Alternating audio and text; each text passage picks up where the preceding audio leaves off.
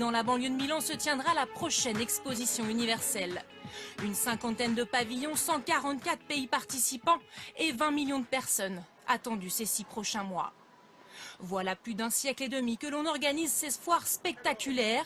Les dernières en date, Séville en 1992, Hanovre en 2000 et Shanghai en 2010.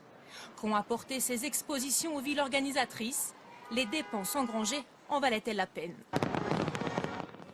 Shanghai 2010, c'est assurément l'exposition de la démesure. 500 hectares pour accueillir 70 millions de visiteurs, le record.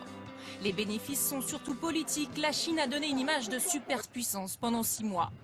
Pour y arriver, elle a payé le prix fort, 200 usines rasées, des dizaines de milliers de personnes délogées et un coût astronomique, 40 milliards d'euros. Sans compter les travaux pour réaménager le site une fois la fête terminée. 5 ans après, on démolit encore des pavillons pour rebâtir des buildings. Celui de la France est l'un des rares à avoir été conservé.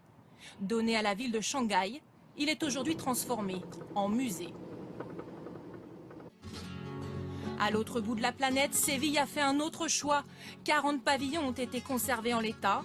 Même la fusée Ariane est encore là. Il y a 23 ans, voilà ce que l'exposition a permis. 50 km de route, 7 nouveaux ponts, des autoroutes et le premier TGV d'Espagne. Autant de moyens pour une exposition qui fut un succès, 40 millions de visiteurs, 2 milliards de téléspectateurs. Les bénéfices sont supérieurs aux dépenses. Par exemple, après l'exposition, le transport de passagers par avion a augmenté de 15% chaque année. Pourtant, la ville y a laissé des milliards d'euros de dettes et certains pavillons ont mis près de 20 ans à trouver une seconde vie. La plupart sont aujourd'hui occupés par des entreprises.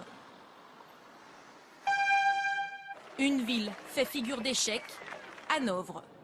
En 2000, l'exposition qui s'étendait sur 160 hectares et accueillait 155 pays n'a pourtant jamais fait le plein de visiteurs, 18 millions. Les organisateurs en attendaient 3 fois plus. Des pavillons au rabais et un déficit de plus d'1 milliard d'euros à l'arrivée. Aujourd'hui, le site est devenu une gigantesque zone commerciale.